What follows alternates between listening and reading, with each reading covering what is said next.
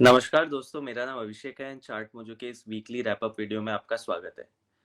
तो आज के वीडियो में हम लोग बात करेंगे कई स्टॉक्स के बारे में जो अपकमिंग वीक के लिए हमें अच्छे लग रहे हैं, थोड़े बहुत न्यूज़ फ्लोस। पर वो सब के पहले हम कुछ अनाउंस करना चाहते हैं।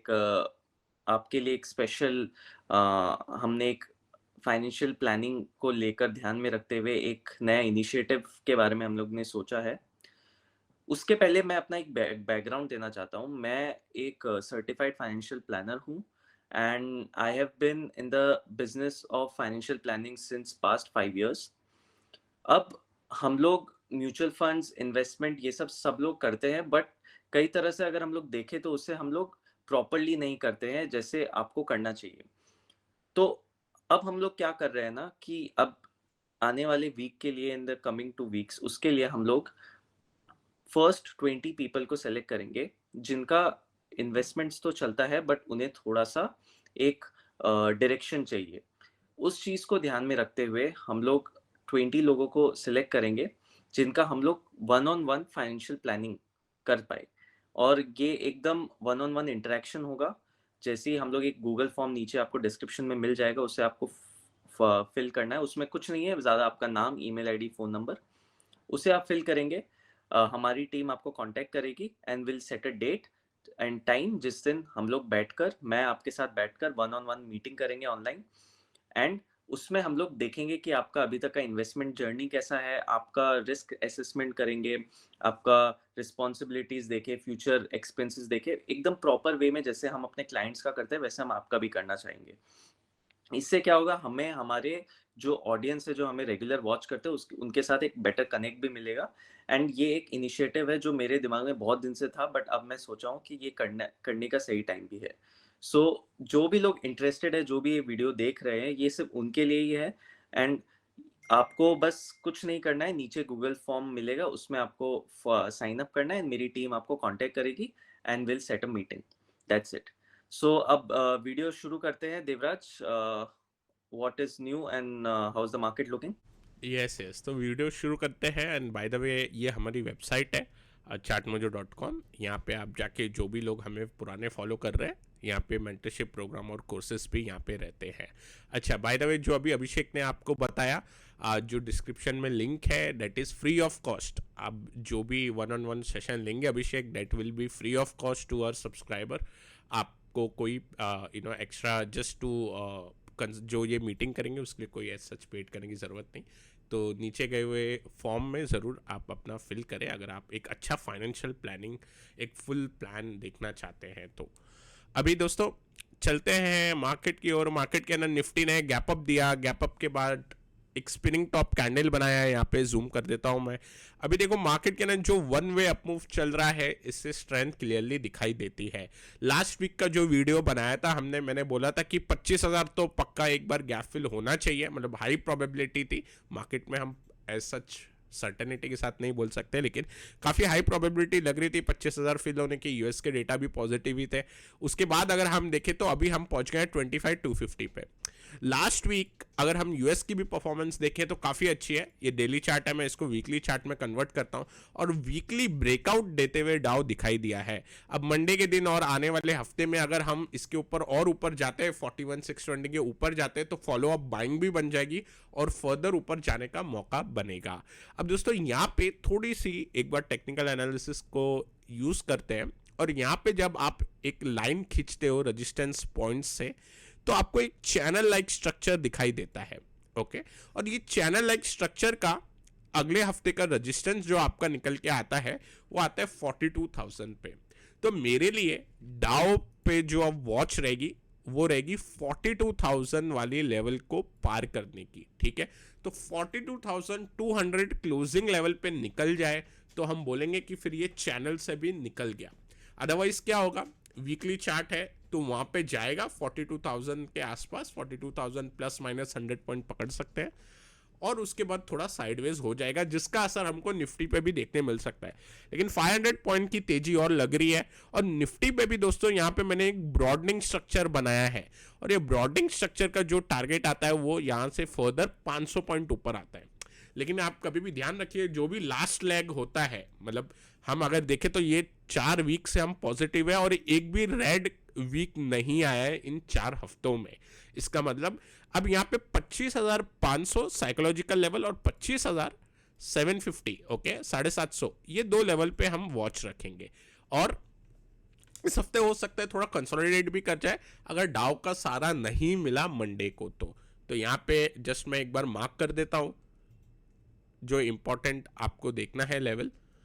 जैसे ही आप आज के हाई के ऊपर निकलोगे 25,270, तो आप इसको 25,300 पकड़ सकते हो। जैसे 25,300 निकलेगा तो मेरे हिसाब से 25,500 की जर्नी होनी चाहिए और मैक्सिमम 25,750 तक की एक बार जर्नी की मैं उम्मीद करूंगा, लेकिन वो थोड़ा स्ट्रेच होगा क्योंकि हम ऑलरेडी 4 हफ्तों से एक बार अच्छा स्विंग दिखा रहे हैं। अब दोस्तों चलते हैं बैंक निफ्टी की ओर। बैंक निफ्टी अंडर परफॉर्मर है और बैंक निफ्टी पे यहाँ पे स्विंग बनने के चांसेस ज़्यादा हैं। अब यहाँ पे क्या है, एक डिक्लाइनिंग ब्रॉडिंग वेज का ब्रेकआउट हो चुका है, तो स्प्रेड के थ्रू आई थिंक भले ये लग रहा है कि यहाँ पे वन वे चांसेस है, लेकिन फिर भी स्प्रेड के थ्रू यहाँ पे थोड़ा बेहतर होगा पोजीशन बनाना क्योंकि चॉपीनेस है। और लास्ट वीक भी इसके ऊपर बुलिश थे, आने वाले हफ्ते पे भी हम बुलिश ही होके जाएंगे। मिड कैप की बात करें तो इसने भी अपना एक ऑल टाइम हाई लेवल बनाया, लेकिन एंड ऑफ द मार्केट थोड़ी सी सेलिंग देखने मिली। तो 15 मिनट का चार्ट अगर आप देखोगे तो लास्ट के आधे घंटे में ये जो सेल ऑफ देखने मिला उस वजह से मिड कैप इंडेक्स नीचे आ गया। तो दोस्तों मिड कैप पे भी बुलिश ही बायस रख के चलेंगे, हाई लो बन रहा है और अपने प्रीवियस रेजिस्टेंस में थोड़ा बहुत कंसोलिडेट होगा तो ज़्यादा से ज़्यादा ये 1000 पॉइंट के बीच में होगा। अब नई सीरीज की शुरुआत है, नया महीने का शुरुआत है, तो चांसेस है थोड़ा फर्स्ट वीक हमें पॉजिटिव ही देखने मिले। डाउ जैसे कि हमने डिस्कस किया 500 पॉइंट की यहाँ पे तेजी तो है ही, और उसके बाद ये ब्रेकआउट मिल जाए तो बहुत ही एक अच्छा हमें व्यू मिल जाएगा सारे ही ग्लोबल इक्विटी मार्केट का।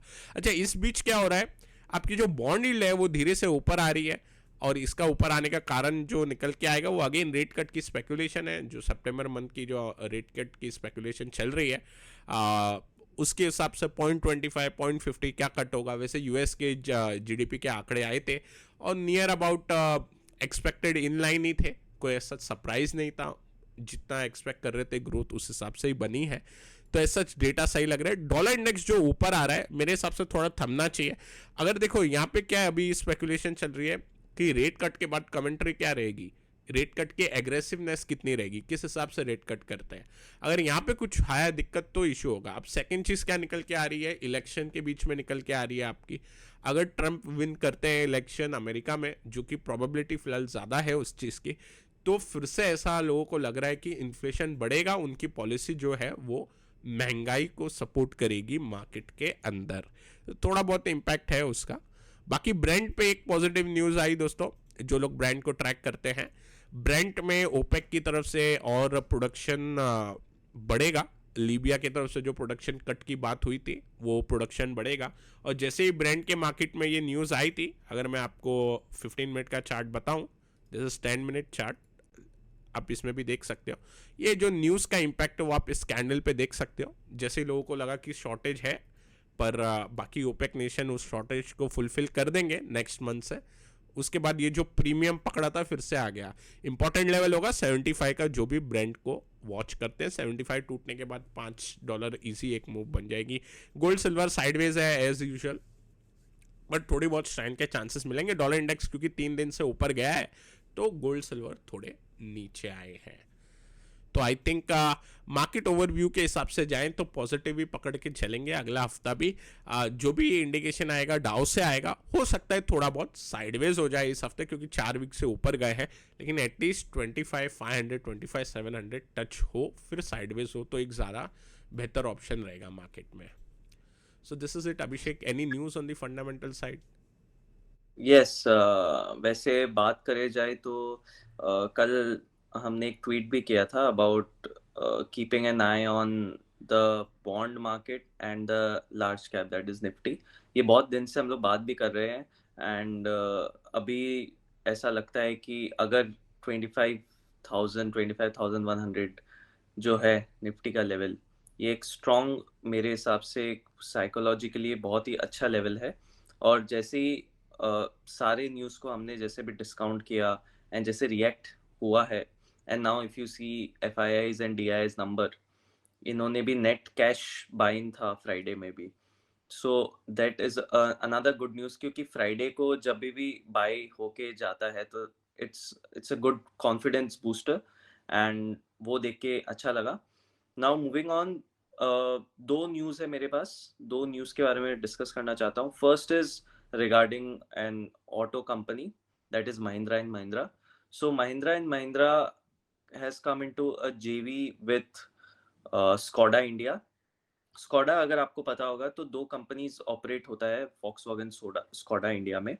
दोनों कंपनीज की कार्स को माना जाता है कि ओवर इंजीनियर्ड कार्स है। ओवर इंजीनियर्ड का मतलब है कि cars are very for any technicians और इंडियन मार्केट के हिसाब से वो सिंपल नहीं है as compare to Japanese car, जिसके कारण से इनका जो आफ्टर सेल्स होता है उसमें कस्टमर्स को थोड़ा प्रॉब्लम्स आती है, जिसके कारण से लोग इनके गाड़ी को खरीदने में थोड़ा हिचकिचाते हैं। अब महिंद्रा और स्कोडा का एक पार्टनरशिप हुआ है, but this partnership is regarding the EV। ये होगा EV एक्सपर्टीज को शेयर करने का, एंड इसके थ्रू जो पार्टनरशिप होगा इसका आउटकम है for both Indian and foreign markets, ये दोनों के लिए किया जाएगा। एंड SUVs एंड EVs पे फोकस होगा, बिकॉज इंडियन गवर्नमेंट को एमिशंस पे कंट्रोल लाना है, दैट्स वाई।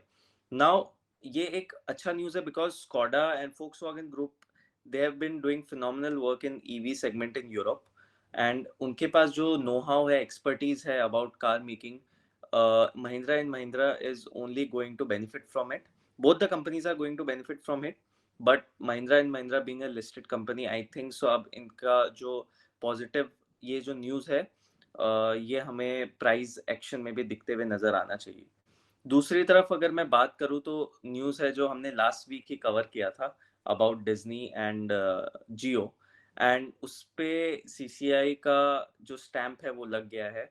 एंड अब बात ये है कि नाउ स्टार एंड वायकम 18 इनका मर्जर है, and Viacom will get into the Star SIPL, जिसे हम कहते हैं कि स्टार इंडिया प्राइवेट लिमिटेड, इसमें इनका मर्जर हो जाएगा। एंड मुकेश अंबानी जी ने एक बहुत ही स्ट्रॉन्ग मैसेज दिया कि they want to give a major boost towards affordable content and very good content. और ये हम समझ सकते हैं because of the muscle power that they have, that they want to create this massive market share that they want to snatch from other players like Amazon and Netflix and other players. So ये हम एक consolidation देख रहे हैं यहाँ पे। एक तरफ सोनी जी है, दूसरी तरफ जायंट्स है लाइक Amazon, दूसरी तरफ Netflix है, and now Jio and Disney. So मेरे हिसाब से स्पोर्ट्स एक ऐसा सेगमेंट है जिसमें इनका जो पकड़ है वो it's more like monopoly in the Indian segment. But अगर इनका कंटेंट गेम भी स्ट्रांग होता है देन वी कैन सी, क्योंकि अभी एड रेवेन्यू मुझे देवराज जी बता रहे थे थोड़ी देर पहले कि ad revenue is near about 40% इनके पास। सो ये एक ऑलरेडी अगर इनका जो सिनर्जी है वो बहुत अच्छा बैठते हुए मुझे तो नजर आ रहा है। So let's see what happens now. However, market is, the merger is about $8.5 billion का, and that's around the market cap of this company. So हमें उस वो जंप नहीं मिल सकता है शायद से प्राइस एक्शन में, बट ओवरऑल हम देखा जाए तो ये बहुत ही स्ट्रांग बनते जाएगा ये कंपनी। अब नाउ बीइंग कि ये लॉस मेकिंग भी था इतने टाइम से, let's see what happens now, but I have a very strong conviction that they are going to do very well in the future. So दो इम्पोर्टेंट न्यूज़ फ्लो हमको देखने मिलते हैं मार्केट में, जैसा अभिषेक बता रहे हैं हमें। और नेटवर्क 18 पे बाय द वे चार्ट अगर मैं देखता हूँ नेटवर्क 18 का, तो जैसा अभिषेक ने बताया आपको कि पूरी तरीके से प्राइजन है ये। लेकिन इस पे अब क्या होगा ना, देखो अनसर्टेनिटी रहती है कि होगा नहीं होगा, नॉड मिलेगा नहीं मिलेगा, सब अनसर्टेनिटी हटने के बाद थोड़ा प्रीमियम आई थिंक मिलना चाहिए। और जैसे जैसे मर्जर की चीज़ें फास्ट होगी, नेटवर्क 18 TV 18 सब एक साथ मर्ज होंगे, और जिस हिसाब से फिर इनका नया कंटेंट में सिनर्जी दिखाई देगी, क्योंकि डिज्नी स्टार ये ग्लोबल जाइंट है ऑलरेडी, इनकी एक्सपर्टीज़ काफ़ी है इस फील्ड में, तो काफ़ी ज़्यादा मदद मिलते हुए मेरे हिसाब से दिखाई देगी। और धीरे धीरे और फर्दर मार्केट शेयर भी इंक्रीज़ होगा जिस हिसाब से मुझे लगता है। तो लॉन्ग टर्म के लिए 5 years के हिसाब से आई थिंक ये अच्छा एक लग रहा है अभी, क्योंकि मर्जर के बाद जैसे अभिषेक बता रहे कि 3 ही प्लेयर है, मतलब 3-4 प्लेयर ही रह जाएंगे इंडिया में। तो आई थिंक एक अच्छा ये फिर ऑप्शन बनेगा उधर। अब दोस्तों सेकंड जो था वो एकदम अच्छा एक चार्ट पैटर्न बना रहा है बाय द वे। एम का जो हमने चार्ट अभी डिस्कस किया था, जो न्यूज़ अभी डिस्कस की थी, तो एम के ऊपर चलते हैं। छोटे टाइम फ्रेम में आर्ली टाइम फ्रेम पे मैं लेके जाना चाहूँगा, और आर्ली टाइम फ्रेम पे सिमेट्रिकल ट्रायंगल एक पैटर्न आपको दिखाई देता है और एकदम टेक्स्ट बुक टाइप पैटर्न है। लेकिन मेरे हिसाब से अभी जो ये न्यूज़ आई थी, आई थिंक फ्राइडे को आई थी, आफ्टर मार्केट आई थी या ये आई थी, उससे भी थोड़ा असर पड़ता है। और कितना प्राइस्ड इन है ये न्यूज़, क्योंकि अभी क्या है, 1 तारीख को ऑटो के सेल्स आएंगे, आपके नंबर आते हैं एवरी फर्स्ट को। अब क्या होगा ना, ये काउंटर के अंदर वॉलेटिलिटी बनने के चांसेस रहेंगे। आपने देखा होगा जो भी 2 व्हीलर या 4 व्हीलर सेल्स है, वो आपको फर्स्ट एवरी मंथ के 1 तारीख को डेटा डिस्प्ले होता है। मतलब आपका जो संडे है उस दिन हो जाएगा, और फिर मंडे को जब मार्केट खुलेंगे तो 2 न्यूज़ की वॉलेटिलिटी बनेगी, एक तो एग्जिस्टिंग सेल्स की और यहाँ पे जो न्यूज़ आई है उसकी। तो अभी मेरे हिसाब से जो लेवल फोकस करना चाहिए वो है 2830 का। तो 2830 मैं इधर नोट करता हूँ, ये निकल जाएगा तो एक बार ऐसा लगेगा कि एक बार के लिए सिमेट्रिकल ट्रायंगल में से ब्रेकआउट मिल रहा है ऑन दी आर्ली चार्ट। तो अभिषेक ये जो है वो टेक्निकली भी अच्छा लग रहा है, अगर मार्केट न्यूज़ फ्लो को अच्छे से डिस्काउंट करे। आई मीन वॉलेटिलिटी रहेगी डेटा के हिसाब से, सेल्स डेटा के हिसाब से, लेकिन चांसेस है कि फिर बने। तो आई थिंक जो ऑप्शंस जानते हैं या फिर जो हमारे स्टूडेंट्स हैं उनको पता है कि ऐसे सिचुएशन में फिर स्प्रेड के थ्रू थोड़ा एक ज़्यादा बेहतर विकल्प होता है काम करने के लिए। चलते हैं काउंटर की ओर। दोस्तों लास्ट हफ्ते हमने HFCL के बारे में भी बात की थी, डेली चार्ट देख लेते हैं इसका। और डेली चार्ट की अगर मैं बात करूं यहाँ पे, तो एक अच्छा राइजिंग वेज बना हुआ है, ब्रेकआउट के नियर भी है, ब्रेकआउट भी लग रहा है इसमें, और साइडवेज हो गया ब्रेकआउट देने के बाद, अपना वेज पैटर्न को होल्ड कर रहा है। 140 इसका 135 या 139 अगर एग्जैक्ट चाहिए तो 139 138 के ऊपर रहेगा तो पैटर्न फॉर्म करेगा। लेकिन इसकी अगर आप एवरेज वॉलेटिलिटी भी देखोगे काउंटर की, तो थोड़ी बनी रहती है। बाय द वे काफ़ी शानदार है। वीकली चार्ट पे भी ड्रैगन फ्लाई डोजी एक स्ट्रक्चर टाइप बना रहा है, या आप इसको हैमर टाइप भी बोल सकते हैं। लेकिन फिलहाल इस कैंडलस्टिक स्ट्रक्चर में नहीं जाएंगे, क्योंकि एक बड़ी स्ट्रॉन्ग कैंडल के बाद बाकी जो सेलिंग एब्जॉर्ब होती हुई दिखाई गई है at the rising veg peak, जहाँ पे आप इसे बेरिश पैटर्न मानते हैं। अगर कभी भी कोई भी टेक्निकल में नया आता है तो हमसे बोलते हैं सर राइजिंग वेज तो बेरिश पैटर्न है, लेकिन ऐसा नहीं है। उसका स्ट्रक्चर अलग होते हैं, उसका काम करने का तरीका अलग होता है। राइजिंग वेज के पीक पे सेलिंग एब्जॉर्ब होना एक अच्छा साइन होता है। सेकंड चलते हैं रेल टेल की बात करते हैं। यहाँ पे भी एक अच्छा सिमेट्रिकल ट्रायंगल का ब्रेकआउट तो है, लेकिन इसके अंदर फॉलो अप मूव नहीं बन पाई। अब जैसे रेलवे के स्टॉक फ्राइडे को ही चले, RVNL मूव किया, इनफैक्ट आपका IRCTC भी मूव कर गया, जो काफ़ी लैगार्ड रहता है। तो आई थिंक रेलटेल कॉर्प में भी एक बार मूव बननी चाहिए, बाकी रेलवे के काउंटर में मूव बनेगी। तो अब जो एक काउंटर आ रहा है रेडार पे वो है उनो मिंडा। अब ये काउंटर काफ़ी अच्छा लग रहा है चार्ट पैटर्न पे, और उसका कारण ये है क्योंकि इसके अंदर एक इन्वर्स HNS टाइप स्ट्रक्चर बना है। आप देख सकते हो left shoulder, head and right shoulder, तो पैटर्न काफ़ी अच्छा है, टेक्स्ट बुक लाइक पैटर्न है। इसका जो ब्रेकआउट है वो थोड़ा ऊपर है, यहाँ से 3% के ऊपर है, लगभग 1215 के आसपास है। लेकिन मेरे हिसाब से ये मिलना चाहिए, मतलब 1210 से 15 रेजिस्टेंस है, लेकिन उसके बाद ब्रेकआउट मिलेगा तो यहाँ पे मूव बननी चाहिए। तो इस हफ्ते मेरा फोकस उनो मिंडा पे रहेगा, और सेकंड जो फोकस रहेगा वो रहेगा विजय डायग्नोस्टिक पे। अब ये पैटर्न देखेंगे तो एक अच्छा खासा बेस बना है, यहाँ पे बेस बना लगभग आप देखिए इसके अंदर 3 महीना निकल गया बेस बनते, और उसके बाद फाइनली ब्रेकआउट हमको मिला 20 अगस्त को। उसके बाद फिर ये कंसोलिडेशन में चले गया, और इस कंसोलिडेशन को हम बोलते हैं पेनेंट स्ट्रक्चर का कंसोलिडेशन। क्यों? क्योंकि एक बड़ी अपमूव और उसके बाद एक छोटे दायरे में कंसोलिडेशन।